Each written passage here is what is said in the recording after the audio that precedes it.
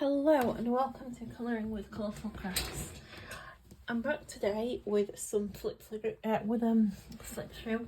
on what I've been up to, and of course with some with a whip as well, which I'm working on. Mostly, as I say, I don't know what I've got on this book, but it's all, can you see it's starting to come off around there? And I don't know what I've done that. I need to back these, but backing books, I don't know about you, but it's not my favourite thing. Nightmare. Anyway, I've been working on this mainly in Merry Christmas by Hanna Karlzon. And then I have worked on a few other ones, which I wanted to show you first. So I'll put that aside and we'll get into these and then I'll come back to that. So the first one well, not in order, not in any order, but the one that I wanted to, I've been kind of feeling a bit more inspired to get out some of my older colouring books that I've had in my collection and haven't really touched. So this is one of them. There are some in here that I've previously coloured quite a while ago, like that one. That was coloured way back, well, there you go, 20th of the 8th, 2018, so a long time ago. When I first properly got into colouring, that was kind of about the time that I'd coloured that, and obviously it's bled through a lot. Another thing I noticed was, there's a page I want to show you before, oh, that's another page I did back when I started out in 18, I put there. That's another one. I think this was a November monochrome challenge, where you had to just use one colour on one page, and that was from that one. But you know, one thing I noticed is I used to use a lot of biro in these books, and the biro bled through a lot, like here on there. It bled through. I've got another one that I can actually show you that on. So now I'm thinking that I'm not using biro as much on these books. There's another one that I completed years ago. That one hasn't bled through though. That's another one. As I say, I had done quite a few of these years ago when I wasn't as good as I am now on There's a Lobster. But yeah, so these are all really old ones. Anyway, the one I worked on at the moment and finished and completed is this one. This one is of the bird. I've just used some old wrapping paper that I got for like backing, to protect the back of it. It didn't matter because I went over the back, but so that's what I've done here. Now this one I used for the background.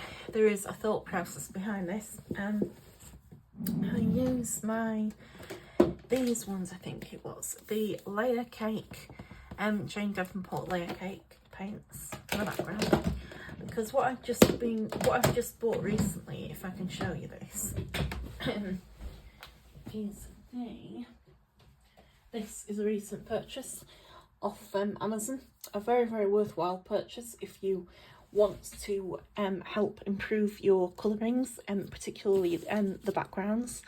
I got some art masking fluid, just the Winsor & Newton stuff, because what I found is I've been having a lot of problems colouring in the backgrounds with paints, because when you colour them bit by bit, you always end up getting blotchiness. Whereas I thought, and I've seen it for quite a few other colourists do, is put on masking fluid first, like say onto this bit where you're going to colour, where you're going to be using your pens, your pencils or whatever, and then the background that you want to put your paint on, then go over that first. So that's what I've done. I haven't, as I say, I'm just starting out using the masking fluid, so I'm not quite great yet. I have got areas where I didn't quite manage to get to, where I thought I'd actually got it covered, but I hadn't. Whoops, sorry, pencils just coming out everywhere. And then so I had to kind of outline it with a gold Sharpie just along there to try and cover some of that up.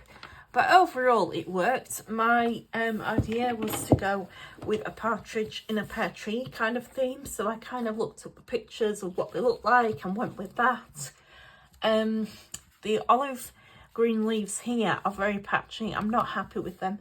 The reason I did those in that colour was the only colour I had in my collection that would have matched to what I had in my mind. I used a Tombow, so it's the one I used was this one. It's that, is it that one? Oh no, actually, total lie. It's not that one. It's, I can't actually find it now. I'm just looking in my big tub of pens that I've got here at the side. But anyway, it was one of these Tombow colours. And they are one of my favourite pens for working in colouring books because they don't bleed through. But they're expensive, and for some reason that left the leaves really patchy, so I'm not entirely happy with that, but I just kind of went with it anyway. And also the bleed through on this other page is quite bad here. And say this was a Jane Devonport layer cake, icing in the layer cake paints. So they're probably not the best to use for that. It has ruined that page, but this is quite an old book of mine, so I'm not as bothered about that. It's okay, it can be ruined. I quite like the result overall, and it made it a hell of a lot easier to get the background done. Instead of having to be really precise, I could just go and then peel off the masking fluid after when it's dry, and then just get on with colouring in the bird. So it really helped with that. It was very, very useful. I'm really happy with how that turned out. As I say, yeah, there's some from previous years where I've coloured where I wasn't as good at colouring, and obviously now when I look back at it, I'm not as happy with that. But I'm going to probably start going back to some of these books that I've had. There you go, you see another page where it came through. But to try and finish them off, you know, just to get some of them finished off, because I've got a lot of pages where I haven't completed and I would like to get back to it. And then I'm just looking, yeah, oh, and there was one thing I wanted to mention about the masking fluid. It smells absolutely disgusting. I call it my fish paste because I've nicknamed it that. It smells like fish paste. It's absolutely disgusting smell to it, but it does do the job. Yeah, it does the job, and despite its unpleasant smell, it's done a fairly good job of that. So I think I'll be sticking to that method in the future. On to the next book. Sorry, I've got this one. This is just an old Jane Devonport wrapping paper that something came in, but it doesn't matter. So this one was the page that I started and completed. So this is of a girl. I thought she would be really good, a great page as well to use out my, because they're one-sided, it doesn't matter about the bleed through. So I've got either side here where you can't see, it's a bit off camera, but this is where I keep my really good all these tricolour Spectrum Noir pens, which are fantastic. I don't use them a lot in other books because of the bleed through issues, but with this it was a great book for it because, as I say, it's just one-sided, so you can use them, and if it bleeds through it doesn't matter. So it's great for me to actually use them because I love using them. The colour choice I kind of picked on this one was based off the, I think she's called Eleanor Bomer. She's like a designer. And just recently I bought a big Christmas dinner plate thing from John Lewis for my Christmas when we have guests over and anything, to put, like, you know, your mince pies on or whatever. And she's one of my favourite designers at the minute. She does very vintagey colours for Christmas things, and that's kind of what I went with, like the pinks and the golds and the reds and the blues. So that was my inspiration for the colours.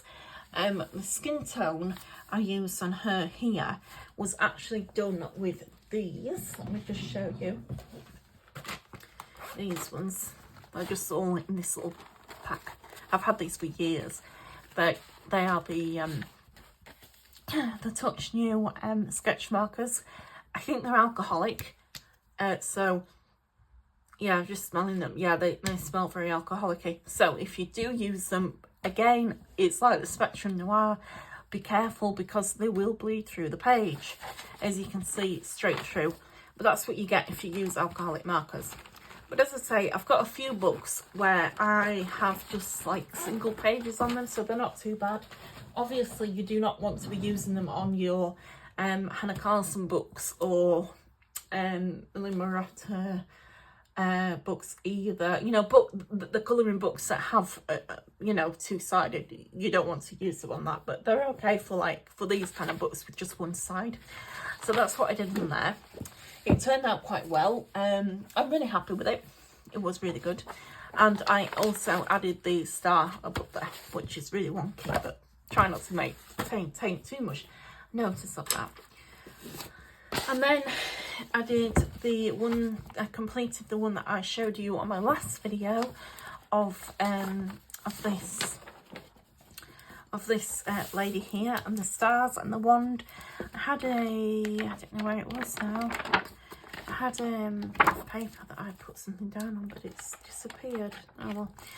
Yeah, so this was done with my new, these ones. I'll just get these out for you a moment. These Caran d'Ache and oil pastels. Really, really good. Worked really, really well for the background. And then I went over, with a black pen to outline the stars. I added a few more details to this. Oh, and I did her skin tone in just my usual, these are the Black Widow pencils, dark tone skin tones. So I've done that with those. But yeah, I had originally followed a sort of tutorial, if I'll try and mention it down below, of this page, but I've changed my colours up a bit more to kind of suit what I wanted it to look like. But yeah, it's okay, it's worked out okay. Quite happy with that. It hasn't bled through very much, just there a bit, that pinky bit, but that's okay. Didn't bleed through on that page either. So yeah, I'm happy with that. I want to come back to this book at some point, but I think for now I'm going to be setting it aside while I focus more on the Christmas Hanna Karlzon.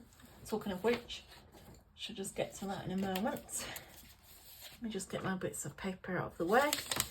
Just had to write down some notes, otherwise I forget. And so this one is one that I've been working on. I've been working on a few, but I've completed these ones. Let me get to this. I haven't marked it up, which was a really bad idea. So there's, sorry about that. There's this one here of the bells, Christmas bells. The stars around it in gold are a different colour from the tutorial, but I wanted to kind of use more vintage kind of, because sorry, there was a tutorial on this I followed, but I've mixed mine up a bit to kind of include my own things because I wanted more of a vintagey look to it. I used for the stars, instead of a pen this time, I went and used, there we go, I used the Liquitex Basic Acrylics. I found that they really worked too, as you can see how the stars really shine with it. It's really good stuff if you want, and it does not bleed through to the other page. The other page does not bleed through, so it's really good for that. Especially if you don't want to use a pen and have, because I find sometimes even with the pens you can get that shadowing effect, whereas if you use a pen you don't get that, which is really good. I was happy anyway, just thought I'd mention that. The berries were all done in polychromos, I can't pronounce that. And pens. The green leaves were done, the first coat was done with some cheap pens that I've just got from Stationery Island, I think they're called. I'll go and show you one in a moment. Where are they? Alright, I'll just show you this one. They just come like this. They've got stationary island on usually, but because it's so old, it's all rubbed off. But that's what I basically used for the leaves in green. And then I went over it with a bit of shading pencil with my polychromos. Oh, yeah, I just wanted like an old-fashioned, like vintage theme to it, so that's what I was going for. The polychromos were pine green that I used. Yeah, it was a pine green one, I believe. I don't actually have it. Oh, I have it. I might have it with me in my little bag here. I keep all my polychromos in here, mainly, when I'm not using them. I've had to order another one of these off Amazon. But the good thing I will mention is you can order them individually off Amazon, which is really good if you're like me, because a lot of the times when you have a set like that and one runs out and you're like, oh no, I have to buy a whole new set. And you know, money is really tricky, particularly if you haven't got a lot. So you're like, oh, I don't want to have to buy a whole new set when I'm only going to be using one or two of the colours from there. It's really annoying, but Amazon do sell them individually. So if you go on the website, and you can even get them off the sellers there who don't even charge you postage, unless you're, of course, on Amazon Prime. That's just a little tip. So that's what I did. Oh, and for the white, I used one of my new, just the white pen to outline the white bits. Excuse me, and then to put on a few little white parts on the berries and the highlights on the big bow, which I wanted, again, a vintagey kind of pink look to it, which I went for, and I'm really happy with how that turned out. On to the next one. I did this one. This one is of the well, I guess it's a hotel, but then the more I looked at it, I realised it's got number 24, so it must be like a Christmas Eve, a Christmas Advent calendar kind of.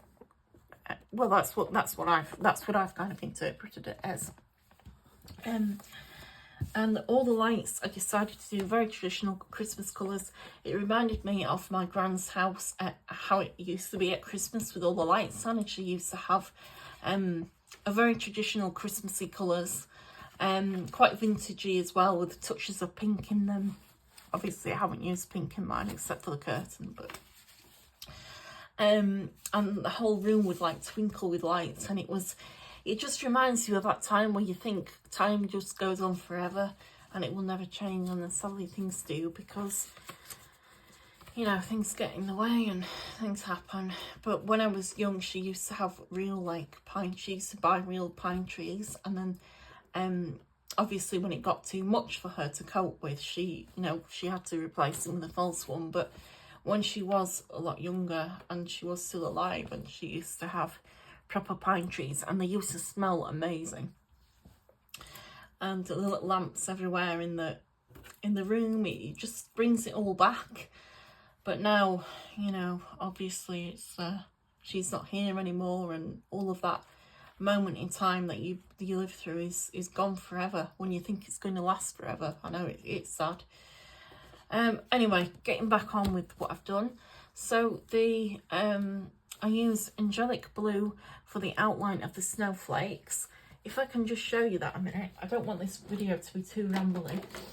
I use this. It's a Signo Uniball in the angelic blue, and I use it for the outline of the snowflake, for the snowballs, snowflakes, whatever you call them.